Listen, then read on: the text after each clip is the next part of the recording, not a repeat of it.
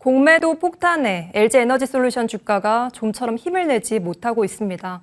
공매도 시장이 부분 재개된 지 어느덧 10달이 됐지만 개인 투자자 입장에선 여전히 기울어진 운동장처럼 느껴질 수밖에 없는데요. 이런 가운데 공매도 전면 재개에 대한 논의까지 나와서 투자자들의 불안감이 큽니다. 조은하 기자입니다. 지난 11일 코스피 200에 특례 편입되면서 사흘 연속 신저가 행진을 했던 LG에너지솔루션. 15일 장중 35만 5천 원까지 떨어졌다가 오늘은 소폭 회복하며 36만 3,500원에 마감했지만 공모가보다 20% 높은 수준에 그쳤습니다.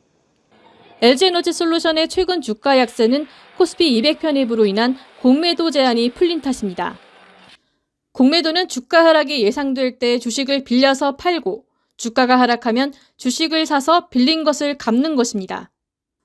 코로나19 여파에 한시적으로 금지됐다가 지난해 5월 코스피 200 지수나 코스닥 150 지수에 편입한 종목만 공매도가 가능하도록 부분 재개했습니다.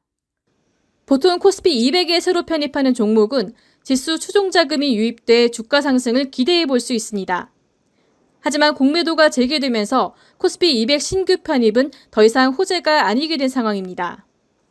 게다가 지난달 하루 평균 4,555억 원 수준이었던 공매도 거래 대금은 이달 들어 부쩍 증가하면서 14일엔 1조 원을 넘어섰습니다. 공매도 거래 대금이 1조 원이 넘어선 것은 이번이 세 번째입니다. 공매도 규모가 급증하는 가운데 금융당국이 상반기 공매도를 전면 재개할 가능성도 시사해 개인 투자자들의 불안은 가중되고 있습니다. 공매도는 고평가된 기업의 주가를 정상화하는 순기능에도 불구하고 여전히 외국인 비중이 80%에 육박하는 등 기울어진 운동장이기 때문입니다.